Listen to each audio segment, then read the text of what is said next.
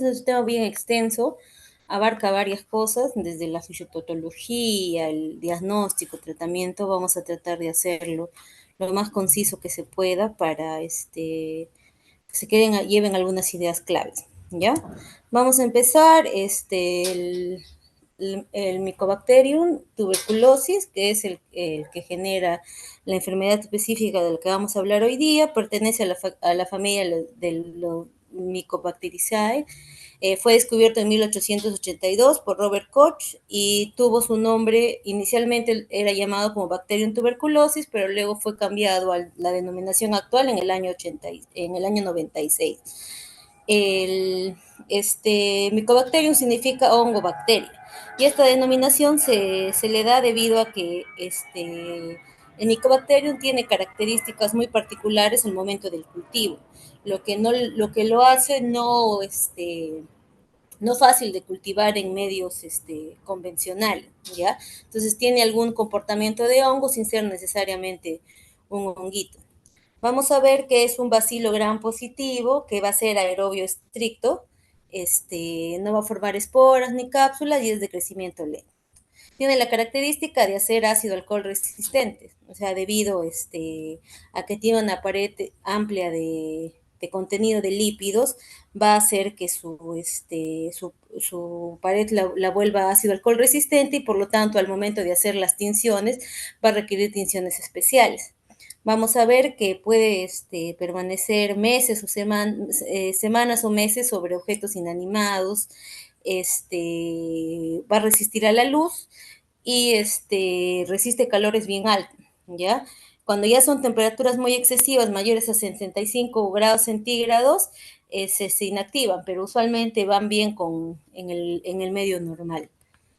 Vamos a ver que en el Perú hay bastantes casos de tuberculosis. Se han reportado que hay una incidencia de 88.8 casos nuevos por cada 100.000 habitantes en el Perú, ¿ya? En los 2 últimos años, los casos más numerosos se han reportado en Madre de Dios, en Ucayali, en Loreto, en Lima y en Ica. En Lima vamos a ver que Lima como departamento concentra el 60% de los casos de tuberculosis y los distritos que son más afectados se encuentran San Juan del Lurigancho, el Rímac y La Victoria. Vamos a ver que el 82% de estos casos son de presentación pulmonar y el resto fue de presentación extrapulmonar. Y dentro de los extrapulmonares vamos a ver que la localización en la pleura es la más prevalente, siguiendo la localización ganglionar y la del sistema nervioso central con un 9%. Vamos a hablar un poco de la fisiopatología de forma rápida para conocer o entender la fisiopatología de la acción de la tuberculosis dentro de nuestro cuerpo. Hay que recordar que la importancia de células como los neumocitos tipo 1, neumocitos tipo 2, y ver que el macrófago es la célula más importante en cuanto a defensa de nuestro cuerpo ante la presencia del micobacterio. También hay que recordar que cuando algún germen, virus, bacteria, algún organismo exterior quiere ingresar a nuestro cuerpo, vamos a ver que las partículas, si son mayores a 10 micras, no van a pasar la barrera de la vía aérea superior. Ya la vía superior los retiene y luego las expulsamos a través del estornudo. Pero cuando son de tamaños inferiores, sobre todo menores a 1, vamos a ver que estas pueden llegar hasta el alveolo. ¿Ya?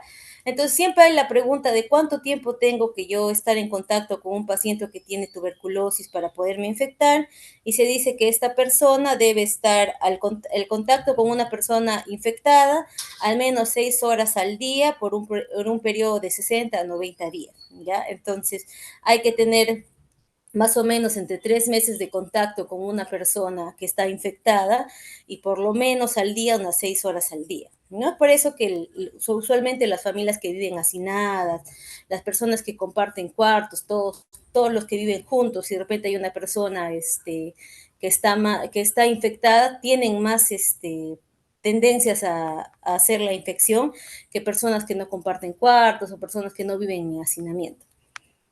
Entonces vamos a ver esta gráfica rápidamente, vamos a ver que el ciclo de la tuberculosis. Ya primero tenemos a la persona, tenemos una persona que estornuda, que está, que comparte las microgotas, y la persona sana la interioriza dentro de su cuerpo, ¿no? Estas gotas de aerosol.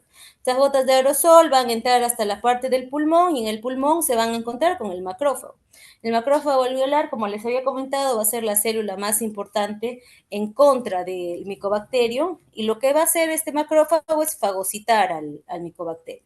Lo fagocita y en el interior de este microbacterio van a irse replicando el micobacterio. El macrófago va a tener una sobreproducción de micobacterios y lo que va a hacer es que se rompe el macrófago. El macrófago se destruye, estos micobacterios nuevos que se han formado quedan libres, invaden otros microbacterios y se va a generar una respuesta inflamatoria dentro de nuestro pulmón, ¿ya? Invaden otros macrófagos, perdón, y generan una cascada inflamatoria.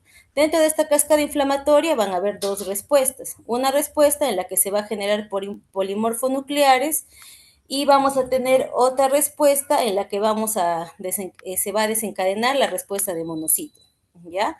Entonces, aquí esta respuesta tanto de polimorfos nucleares como de monocitos, va a generar que nuestro sistema linfático se active. Y este contenido de micobacterios que van siendo destruidos por el polimorfo nucleares, los monocitos, van a ir siendo drenados por el sistema linfático. Aquí el sistema linfático juega un papel muy importante para descartar la infección dentro de nuestro pulmón. A la vez se va a presentar una respuesta inflamatoria a través de los linfocitos, tanto de los TH1 como de los como el TH17. Vamos a ver que de acuerdo al tipo de respuesta linfocitaria van a haber diferentes formaciones. Primero vamos a ver la que realiza el TH17. Cuando se produce la acción del TH17, lo que se va a hacer es empezar a encapsular estos micobacterios. Van a aparecer las células espumosas. Estas células espumosas o macrófagos espumosos van a encapsular todos los micobacterios y este micobacterio al final va a quedar dentro de una gran cápsula. Y esta gran cápsula lo que va a hacer es volver nuevamente, pasar por la parte de la membrana alveolar, tratar de llegar a los fluidos alveolares y el pulmón lo va a descartar a través del sistema digestivo y una pequeña parte podría quedar activo dentro del pulmón. Y por otro lado, los TH1 lo que van a hacer es tratar de contener a los macrófagos, a los micobacterium, pero esta contención no va a ser tan buena. Entonces el micobacterium va a ir agrandándose, va a ir agrandándose, va a ir agrandándose y va a formar un gran granuloma.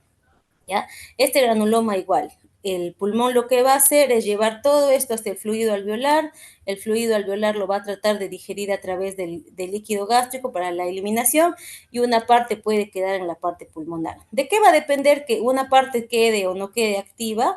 Va a depender uno del sistema inmunitario del paciente, ¿no? Vamos a ver en la siguiente diapositiva que solamente un 10% genera la enfermedad en la infección primaria, más el 90% elimina de forma satisfactoria la invasión primaria del micobacterio. Y también va a depender bastante de cómo es el sistema linfático del paciente, ¿no? En ese caso, si el paciente tuviese otras infecciones, otras afectaciones de la parte del sistema linfático, este drenaje no va a ser efectivo y también se podría formar una tuberculosis primaria.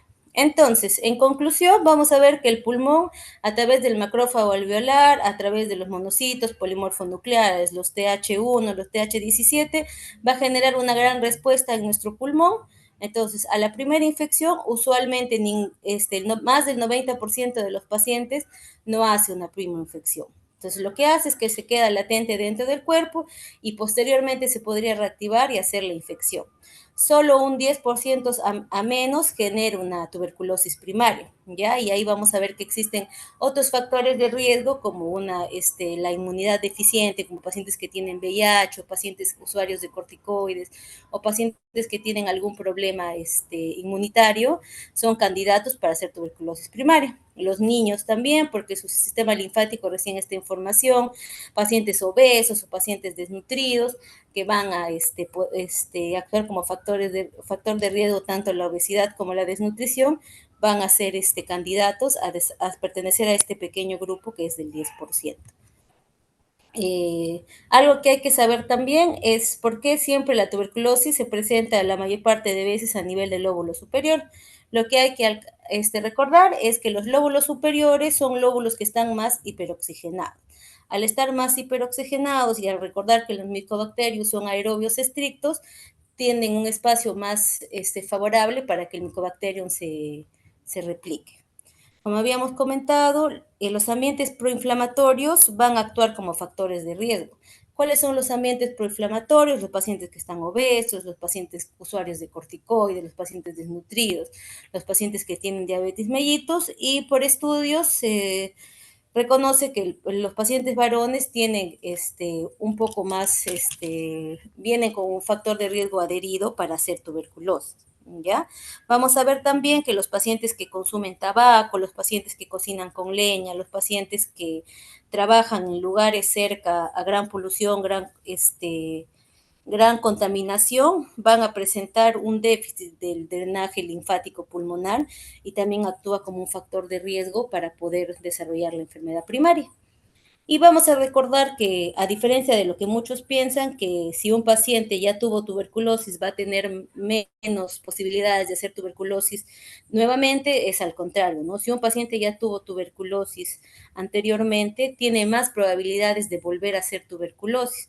Si es que no se corrigen primero los factores de riesgo que generaron o que apoyaron al primer cuadro de infección, y segundo, porque la tuberculosis genera grandes lesiones, ¿no? Genera espacios cavitarios, genera bronquiectasias, gran tejido fibrótico, y esos lugares se vuelven lugares para nuevas infecciones. ¿Ya? Entonces, un paciente que ha tenido tuberculosis anteriormente tiene más probabilidades de volverse a infectar, sobre todo dentro de los primeros 10 años. Vamos a ver que el diagnóstico lo vamos a hacer primero por la sintomatología, ¿no? De acuerdo a la sintomatología que presenta el paciente. En la parte pulmonar, porque nos vamos a abocar a la parte pulmonar, podemos confirmarlo con hallazgos radiográficos que pueden verse tanto en la radiografía como en la tomografía. Luego pasamos al estudio microscópico y finalmente el diagnóstico final se hace con cultivo. El cuadro clínico va a depender bastante del lugar donde se ubique la tuberculosis, ¿ya? En el caso de la tuberculosis pulmonar, vamos a ver que el síntoma más importante va a ser la tos. No necesariamente tos con hemoptisis, ya que solamente el 37% de los pacientes presenta hemoptisis. Puede ser una tos productiva con secreción blanquecina, amarillenta, verdosa, de acuerdo a cada paciente. Vamos a ver también que la pérdida de peso es uno de los síntomas más frecuentes. Vamos a ver pacientes que tienen fatiga, se acompaña de fiebre, su duración nocturna, y también va a haber pacientes con hemoptisis, pero no es un síndrome patognomónico ni tampoco está presente en todos los pacientes. Vamos a estudiar a un paciente que ya tiene las características anteriores, más de un tiempo de enfermedad de 15 días, que presenta tos, fiebre, baja de peso y que nos da luces de que pudiera tener tuberculosis. Vamos a hacer el estudio del esputo, ¿no? La baciloscopía directa. En la baciloscopía directa lo que vamos a utilizar es la tinción de Cien-Nielsen. La tinción de Cien-Nielsen, y vamos a ver que para que un esputo salga positivo se va a requerir entre 5.000 a 10.000 bacilos por mililitro. También recordar que la prueba de baciloscopía directa es operador dependiente. Entonces va a depender también de la experiencia del laboratorista que nos lea el esputo para poder dar un diagnóstico al 100% confiable. En este cuadrito de aquí vamos a ver lo de las cruces, ¿no? Cuando el paciente es positivo, cuando presenta una cruz, 2 cruces, 3 cruces, de acuerdo al número de BARTs que se encuentren por campo. Vamos a realizar un cultivo. El cultivo es obligatorio en todos los pacientes, sean BK positivos o BK negativos, siempre que tengan sintomatología respiratoria y también se apoye con una radiografía patológica. ¿ya? Aquí es más sensible y necesita menos bacterias, solamente 10 bacterias por minuto para poder, en la muestra para poder hacer un cultivo. Los cultivos van a ser de dos tipos, pueden ser cultivos sólidos y cultivos líquidos, y se recomienda que se realicen ambos tipos de cultivos cuando se hace el diagnóstico es cuando se empieza a hacer el diagnóstico de la enfermedad. También vamos a ver que hay muestras en cultivo estéril y no estéril, por ejemplo, los cultivos de orina, los cultivos que se hacen en heces son cultivos no estériles, los cultivos limpios son el cultivo de líquido pleural o de aspirado gástrico, y va a ver la diferencia en el tratamiento, en el tratamiento que se hace a la muestra para poder esterilizarlo y luego llevarlo a cultivo.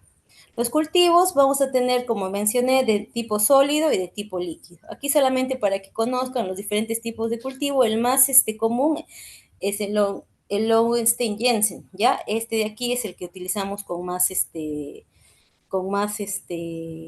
de rutina, y la desventaja de estos medios de cultivo es el tiempo de crecimiento, que es muy lento, ¿ya? Puede necesitarse hasta 8 semanas para que un cultivo crezca y nos salga positivo. A diferencia de los cultivos líquidos, cuya ventaja es que en 2 a 3 semanas ya se puede hacer la detección de la bacteria, del micobacterio. Vamos a ver que el más conocido es el Bactex, seguro lo hemos escuchado en algún momento. El 460 TB es el que más utilizamos, y existen otros cultivos líquidos también que se pueden utilizar para que los conozcan. Aquí están en la diapositiva. Vamos a ver ahora que también se deben realizar pruebas de sensibilidad, ¿ya? Entonces yo tengo mi paciente con síntomas, mi paciente con radiología patológica, le hice un BK en esputo, me salió positivo, lo mandé a cultivo para ver, confirmar la positividad de mi prueba de BK, y ahora lo que tenemos que hacer es realizar una prueba de sensibilidad. ¿Qué nos va a indicar la prueba de sensibilidad? Si nuestro Mycobacterium es sensible o no a los medicamentos de primera línea o a cualquier medicamento, porque el estudio de sensibilidad puede ser a los medicamentos de primera línea o puede ser ampliado. ¿Para qué nos sirve o para qué debemos detectar la sensibilidad? Porque la sensibilidad nos va a ayudar a ver si nuestro tratamiento es adecuado, ¿ya? Recordemos que si tenemos un paciente que es resistente a medicamentos como la isoniazida o la rifampicina, y nosotros le damos tratamiento pensando que es sensible a esa medicación, estamos no dando tratamiento. Y ese tiempo que está con medicación errada, puede ser 1 mes, 2 meses, se vuelve un factor de riesgo para que ya no solamente sea resistente a esos fármacos, sino para que se vuelva resistente a otros fármacos. Puede generar mayor resistencia, va a haber menos respuesta al tratamiento, va a haber una mala evolución del paciente, incluso puede llegar a fallecer el paciente por un mal tratamiento. Entonces, es importante las pruebas de sensibilidad para poder ver si nuestro tratamiento es adecuado o no. Vamos a tener que tenemos métodos directos y métodos indirectos para poder ver la sensibilidad. Los directos se usan de muestra de esputo directa. En este caso tenemos el GeneXpert, que es el que utilizamos de forma rutinaria, y tenemos los métodos indirectos que se van a realizar en un cultivo ya, en el cultivo que ya hemos pedido anteriormente, en los que hemos visto anteriormente, el cultivo que ya está corriendo. A ese cultivo le realizamos la prueba de sensibilidad. Vamos a tener varios tipos de cultivos. Los más eficientes, digamos, por el tema del tiempo de actuar, tenemos el MOTS, que es esta prueba de aquí, que va a dar sensibilidad a la rifampicina y la isoniazida, y nos puede dar un resultado en 7 días. El Bactet MGIT 960 también nos va a dar el resultado en corto tiempo, tiene una sensibilidad del 100%, y no solamente da sensibilidad, da el informe de sensibilidad a rifampicina y a isoniazida, sino también a piracinamida y etambutol. ¿Cuál es el problema con ambos? Es que es muy caro. Son caros y no están establecidos en todos los centros de salud, ¿ya? Vamos a ver que el GeneXpert, que es el que utilizamos usualmente, es una prueba que se va a encargar de la amplificación de ácido nucleico, ¿ya? Este de aquí lo que nos va a dar primero es la confirmación de la enfermedad, porque el resultado se lee como presencia o ausencia de micobacterio. y nos va a dar la resistencia a rifampicina. Recordar que un paciente que es resistente a rifampicina tiene más del 90% de probabilidad de ser resistente a isoniazida. Entonces, cuando tenemos resistencia a rifampicina, vamos a tratarlo como un paciente MDR, que lo vamos a ver más adelante, hasta esperar el resultado de sus otras pruebas de sensibilidad. ¿Ya? Se obtienen a partir de una muestra de esputo y se demora menos de 2 horas en procesar.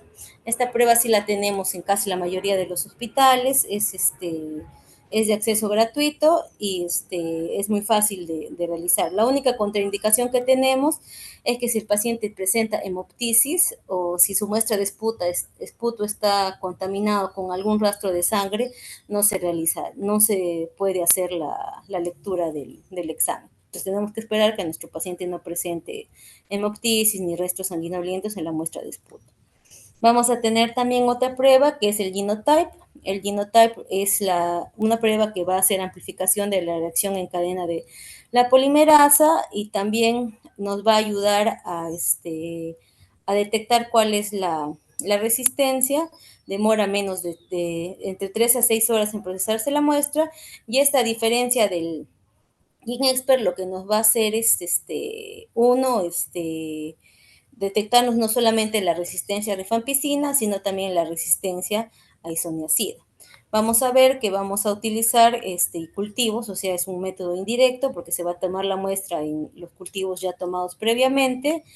Y al ser una prueba que lee el PCR, no puede ser una prueba de seguimiento, porque si mi paciente ya se curó y, por ejemplo, en 6 meses de tratamiento, y yo le vuelvo a realizar un genotype y también un GenExpert, la prueba puede seguir saliendo positiva porque lee el PCR y lee la parte de los ácidos nucleicos.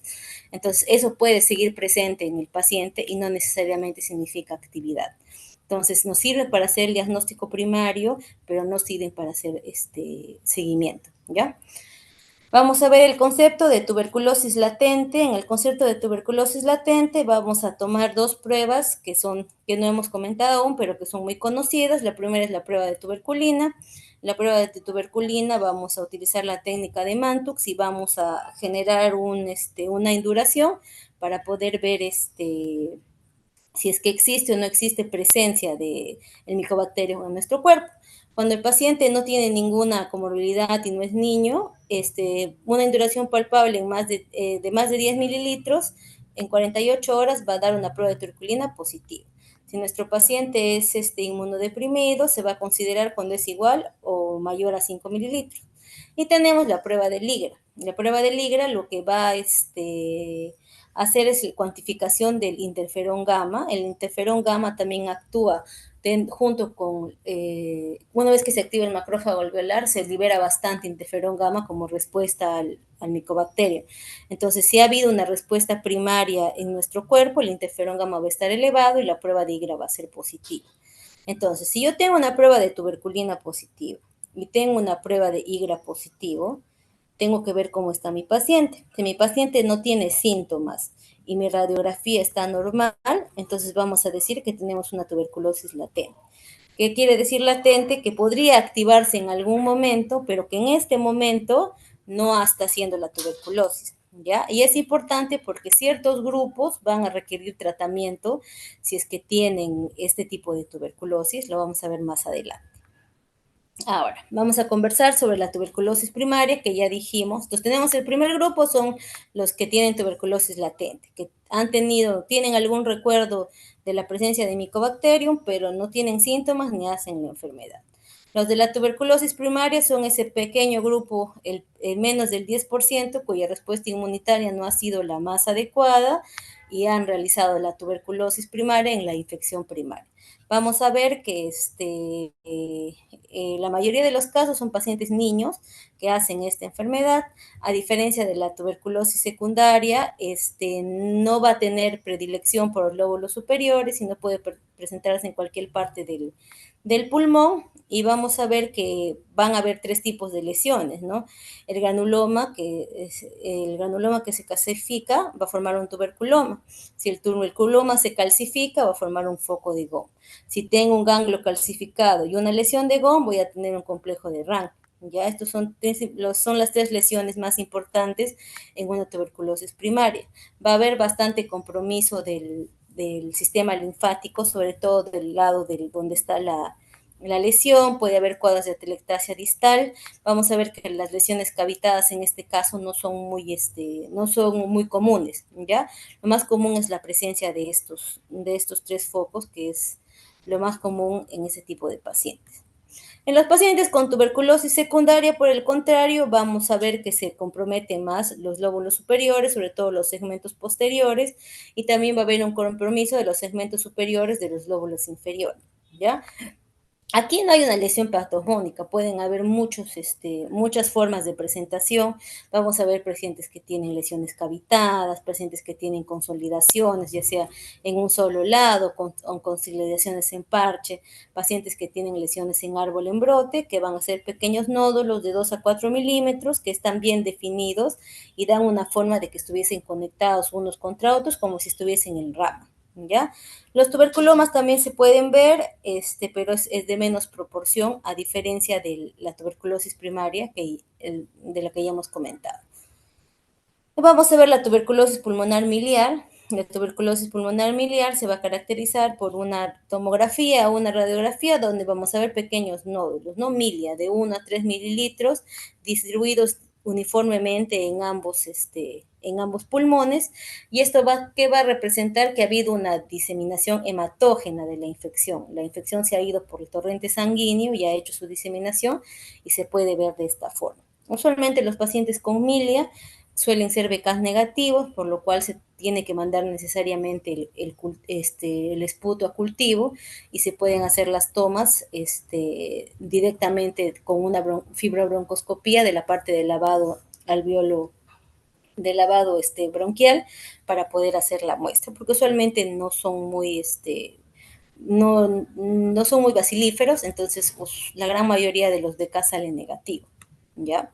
Aquí vamos a ver ciertas lesiones. Vamos a tener aquí una lesión radiopaca en el lado derecho del pulmón. Aquí vamos a ver cómo hay un aumento del tamaño de los ganglios parietalles izquierdos, que puede ser significativo del proceso infeccioso. Aquí en esta tomografía vamos a ver una efusión pleural del lado derecho, y vamos a ver bastante micronodulación en el pulmón, que podría ser compatible con una milia, que también se ve en el lado izquierdo.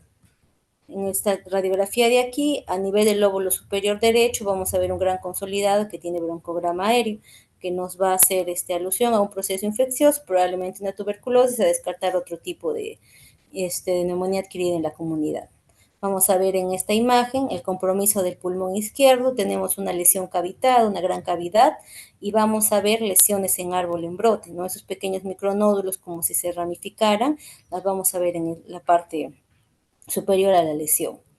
Aquí en esta imagen igual vamos a ver múltiples lesiones consolidadas cavitadas, y alrededor de estas lesiones el patrón en árbol en brote, ¿no? Y para el tratamiento vamos a ver la edad del paciente, y vamos a ver los medicamentos que se utilizan de acuerdo al tipo de tuberculosis que tenemos. Los medicamentos de primera línea, o los medicamentos para tuberculosis sensible, vamos a tener la isoniazida, la rifampicina, la piracinamida y el etambutol. En la dosis que se indica en este cuadrito es la medicación que vamos a utilizar para los pacientes con tuberculosis sensible. Recordar rápidamente que todos estos medicamentos van a tener cierto tipo de acción, tanto bactericida como bacteriostática. El etambutol es el que tiene acción bacteriostática, el resto de medicamentos tienen acción bactericida, y es importante que ambos se complementen para poder para que el tratamiento sea efectivo. Hay que tener en cuenta también el tipo de metabolismo y el tipo de excreción. Uno, el metabolismo, para tener en cuenta las correcciones que vamos a hacer si nuestro paciente tiene una enfermedad hepática de fondo, tiene una enfermedad renal de fondo, y la excreción de la misma forma, ¿no? Y sobre todo, tener en cuenta cómo es el metabolismo y la excreción. Si es que llegamos a hacer reacciones adversas a algún tipo de estos medicamentos, ver cuál podría ser la que causa ese tipo de reacción adversa. Eso lo vamos a comentar rápidamente más adelante. Habíamos comentado que cierto grupo de pacientes va a recibir terapia para tuberculosis latente, ¿no? Dentro de este grupo de pacientes vamos a ver a los menores de 5 años que tengan contactos con algún paciente con tuberculosis activa, vamos a ver a los pacientes que tienen VIH, vamos a ver a los pacientes que están privados de la libertad, pacientes que tienen algún proceso que se van a someter a corticoterapia o inmunoterapia por alguna enfermedad de tipo colagenopatía, que van a recibir largas dosis de ese tipo de medicación, pacientes que van a recibir quimioterapia, radioterapia, deben recibir tratamientos para tuberculosis latente. Y la medicación que se va a utilizar puede ser solamente isoniazida durante 6 meses o puede ser un combinado de isoniazida y rifampicina durante 3 meses. También puede ser rifampicina sola durante 4 meses y un combinado de rifampicina y isoniazida de acuerdo al tipo de esquema que hay en la posta, ¿no? Usualmente suelen recibir isoniazida por 6 meses. Vamos a ver ahora, para los pacientes con tuberculosis activa, el esquema, ¿no? ¿Cómo se ve el esquema de la tuberculosis? El esquema de la tuberculosis se va a escribir de esta forma, ¿no? El número 2, que es el de adelante, va a indicar, en este caso el número 2 y el número 4, los números que van adelante de las letras, indican el número de meses que va a recibir tratamiento el paciente. Luego en letras, al costado, sigue el nombre de los pacientes. Tenemos este slash va a indicar el cambio de fase. Si no lleva ningún número debajo de las letras, quiere decir que el tratamiento es diario. Y si el número que lleva debajo de la letra va a indicar el número de días que recibe el tratamiento. Entonces aquí yo veo que tiene 2 meses de rifampicina, isoniazida, piracinamida, etambutol diario, que después de 2 meses cambia la fase a 4 meses y va a recibir rifampicina, isoniazida 3 veces a la semana. ¿Ya? Vamos a tener para tuberculosis sensible, en este esquema vamos a tener a los pacientes que no tienen VIH. Los que no tienen VIH vamos a tener a los pacientes que tienen tuberculosis pulmonar y a los pacientes que tienen enfermedades del sistema nervioso y enfermedades perdón, vamos a tener el esquema sensible sin infección de VIH. Como habíamos comentado anteriormente, vamos a tener a los pacientes que tienen el tratamiento que tienen vamos a ver este esquema, el esquema es interdiario. Vamos a tener al paciente que va a recibir 50 dosis en el primer mes y 54 dosis en el segundo mes. Este es un paciente que tiene tuberculosis sensible y no tiene VIH. Vamos a ver un paciente que tiene tuberculosis sensible y que tiene VIH. Anteriormente, estos pacientes recibían 2 meses al inicio y 6 meses en la segunda fase. Ahora no, ahora tenemos a los pacientes que van a recibir 2 meses 2 meses en la primera fase y también 4 meses en la segunda fase, igual que un paciente sin VIH.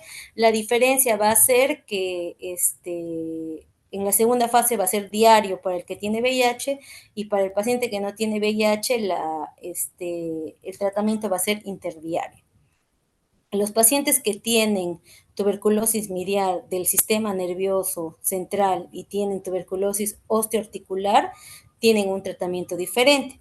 También reciben tratamiento sensible, pero la diferencia es el tiempo. ¿Ya? Van a tener 2 meses de tratamiento con las 4 drogas y cuando es el cambio de fase vamos a tener 10 meses de tratamiento. ¿Ya? Aquí no importa si es VIH o no es VIH, va a importar que sea tuberculosis miliar, va a importar que sea tuberculosis del sistema nervioso central o que sea tuberculosis osteoarticular. Entonces aquí la terapia ya no es 6 meses, sino son 12 meses y sobre todo si es tuberculosis miliar y tuberculosis del sistema nervioso central, se estila a que se utilicen corticoides, ya para ayudar a mejorar la parte de la absorción del medicamento y también las complicaciones que tiene, sobre todo la parte del sistema nervioso central, porque hay una gran inflamación en estos pacientes y el corticoide ayuda bastante a la desinflamación y ayuda a la mejor penetración del medicamento.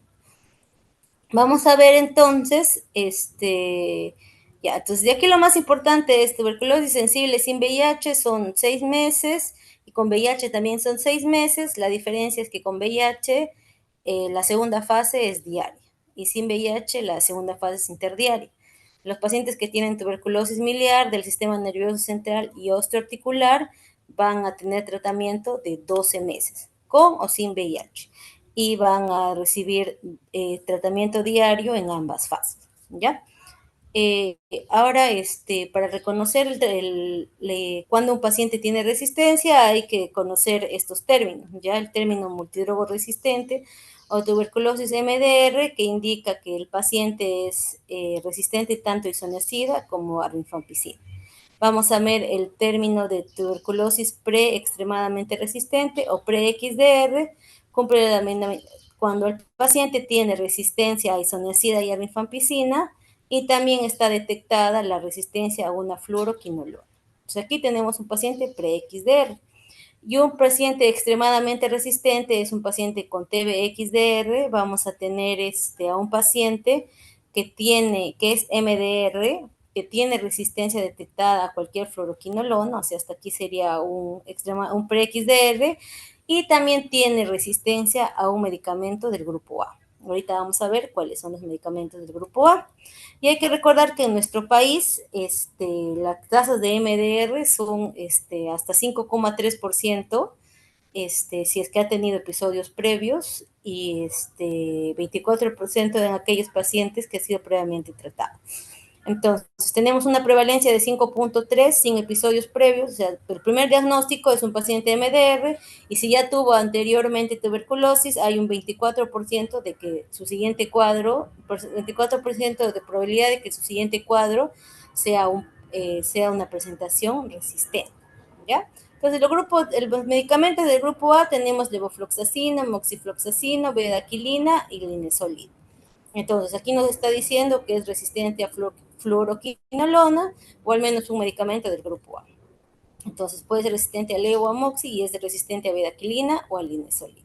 A cualquier medicamento del grupo A, entonces eso lo hace XDR. Este cambio también recién ha sido la norma técnica del año pasado. Antes era ABCD y ahora es ABC, ¿ya? Entonces, eso también ténganlo en cuenta para poder hacer la definición de XDR. Y en los pacientes que tienen MDR se va a hacer un tratamiento de acuerdo a la resistencia, ¿ya? Los pacientes que son MDR, vamos a ver que pueden tener el esquema oral acortado, el esquema oral prolongado o el esquema con inyectable. Eso va a depender del centro de salud y de la resolución que tenga cada establecimiento. Vamos a ver que se van a utilizar medicamentos como para el esquema oral acortado, bedaquilina, linezolid, clofazimida y levofloxacino. En el esquema oral prolongado, levofloxacino o moxifloxacino, bedaquilina, linezolid, clofazimida, cicloserina, piracinamida. El tiempo de duración del tratamiento en este esquema oral prolongado es de 18 meses. En este acortado es de 9 a 12 meses. ¿Ya? Y tenemos el que tiene inyectables, es el que va a incluir amicacina. ¿Ya? También puede ser de 18 a 24 meses. Como le digo, aquí va a depender bastante de la resolución de cada centro de salud, del tipo de medicamento que tenga y de los antecedentes del paciente. Entonces, de aquí lo que se tienen que llevar es solamente el concepto de la tuberculosis, más no del tratamiento, porque hay un comité especializado, que es el CENER, que es el que te da la autorización para la medicación. Entonces, incluso uno propone el esquema a llegar, pero el CENER es el que lo aprueba, ¿no? Entonces, no hay que romperse mucho la cabeza con esto, porque son tratamientos que el comité da e indica que debe llevar el paciente. Solo para conocimiento, vamos a tener que entre la tuberculosis pre-XDR y XDR, para hacer un tratamiento que sea aceptable, que pueda funcionar, vamos a necesitar incluir 5 fármacos, ¿no? Entonces, de esos 5 fármacos, tratar de agarrar del grupo a todos los que nuestro paciente no sea resistente. Ya, imaginando que se puede coger uno de aquí, del grupo B, tratar de completar con los dos. Si es resistente a uno, tratar de completar con el que no es resistente. Y finalmente, del grupo C se completa hasta 5 medicamentos, si es que no, dependiendo del número que se ha podido tomar del grupo A y del grupo B. Usualmente el tratamiento es de 18 a 24 meses y va a ir bien condicionado a cómo van los cultivos y los BKs durante el tratamiento. Vamos a ver que es importante este tema de la resistencia, porque la resistencia va, ¿por qué se genera la resistencia? No puede ser primero que yo ya me haya contagiado de alguien que haya tenido resistencia y mi cuerpo es o sea, mi primera infección o es por un cuadro de un paciente, por el contagio de un paciente que ya es resistente, ¿ya? Pero hay que ver también que la resistencia la podemos generar nosotros como personal médico. Lo podemos generar uno porque no hemos pedido una prueba de sensibilidad y le estamos dando tratamiento sensible a un paciente que es resistente. Vamos a ver que hay mala información al paciente de en qué momento tomar su medicamento, por qué es importante tomar el medicamento. Hay una mala enseñanza al paciente por parte del médico, el paciente no toma conciencia de su enfermedad. Vamos a ver no hay una buena captación del paciente.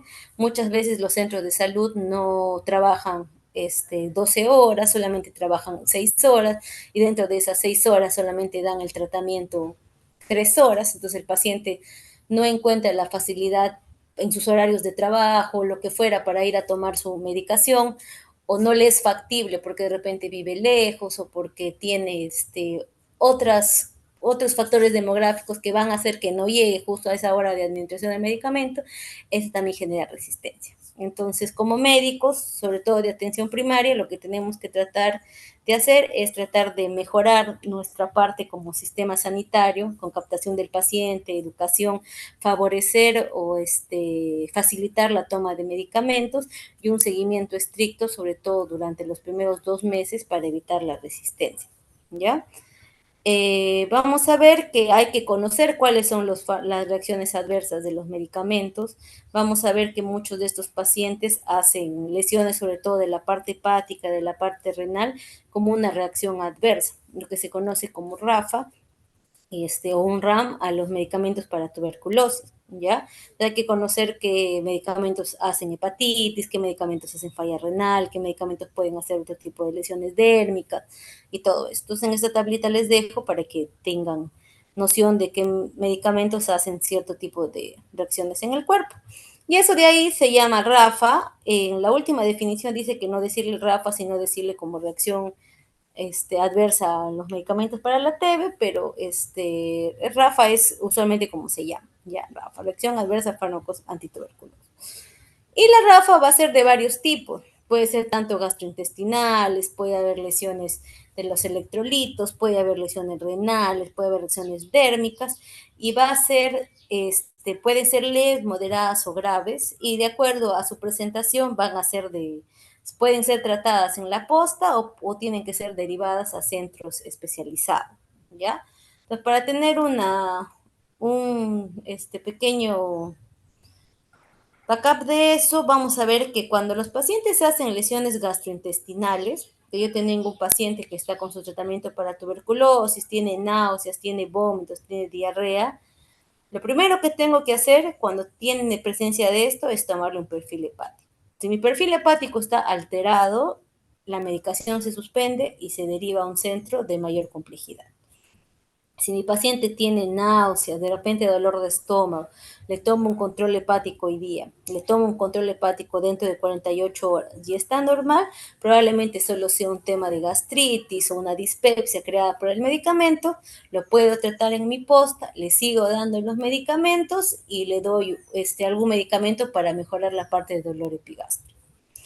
Con la parte de las lesiones dermatológicas es igual. Si yo tengo un leve prurito, una lesión dérmica que es muy tenue, puedo continuar dándole el medicamento y le puedo dar un corticoide oral o le puedo dar un antihistamínico para mejorar ese pequeño prurito, esa pequeña lesión. Pero si son lesiones muy grandes, hay compromiso, el prurito es extenso, yo le he tomado un examen de laboratorio a mi paciente, hay leucocitosis, hay aumento de los eosinófilos, hay aumento de la inmunoglobulina E, tengo que cortar el tratamiento y derivarlo a un centro de mayor complejidad.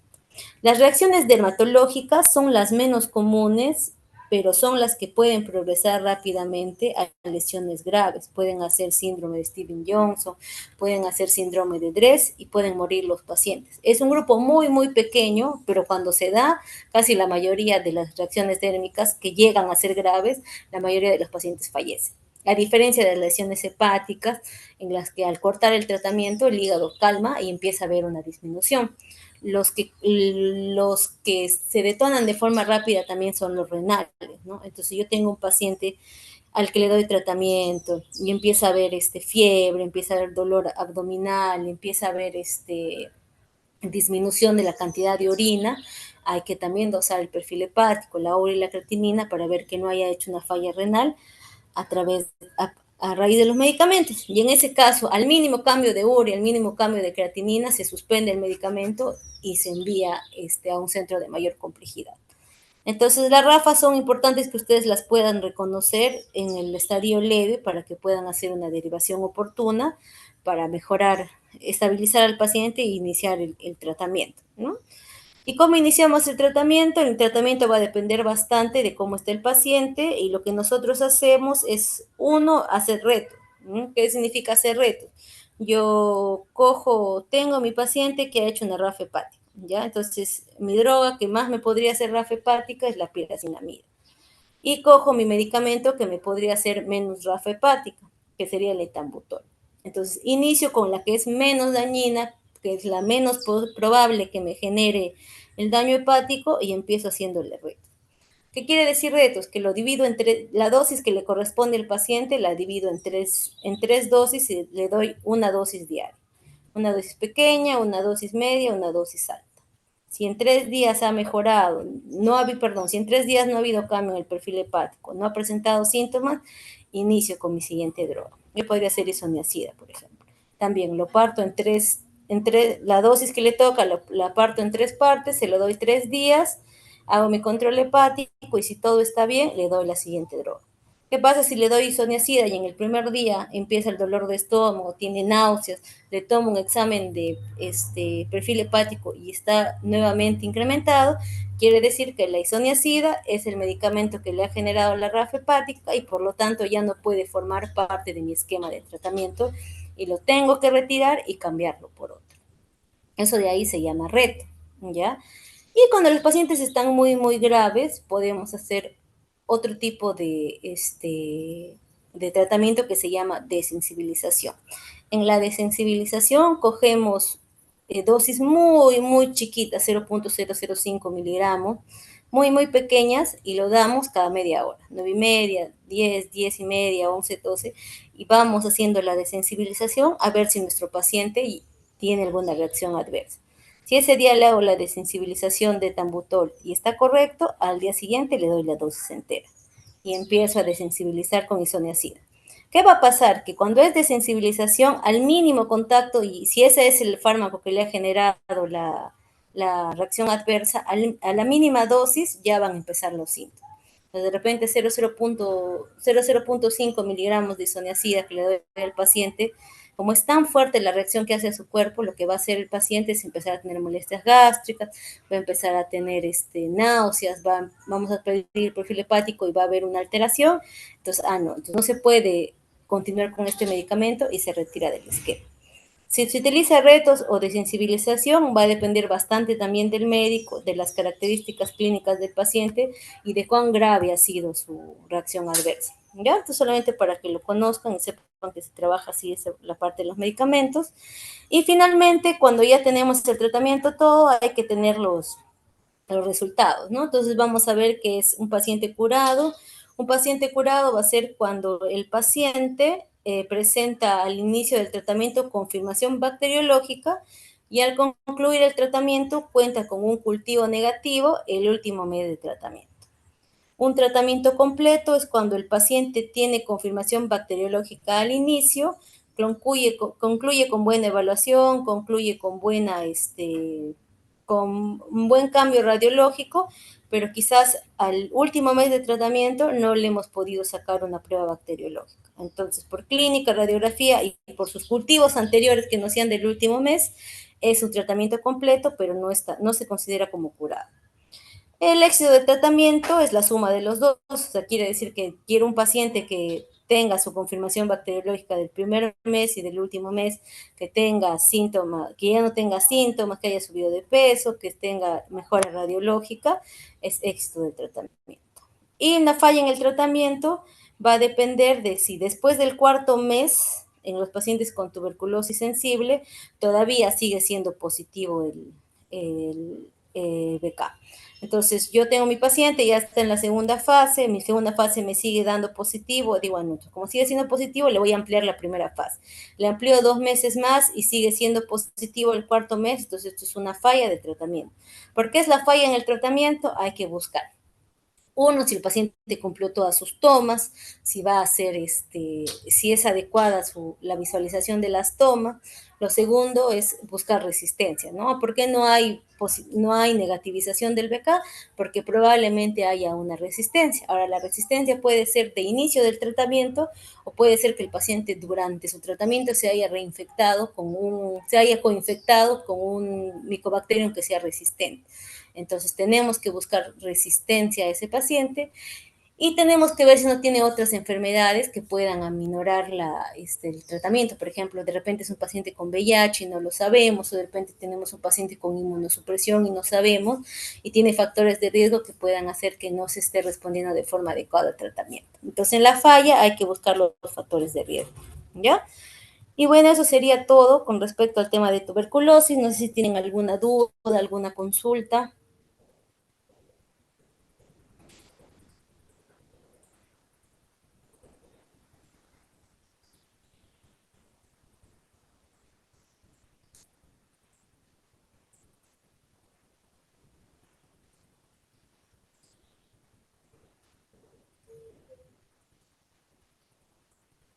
¿Todo claro entonces? Todo claro, Sí, doctora. doctor. Todo claro, doctora. Listo. Entonces voy a llamar lista para que ya se puedan retirar. ¿Ya? A ver.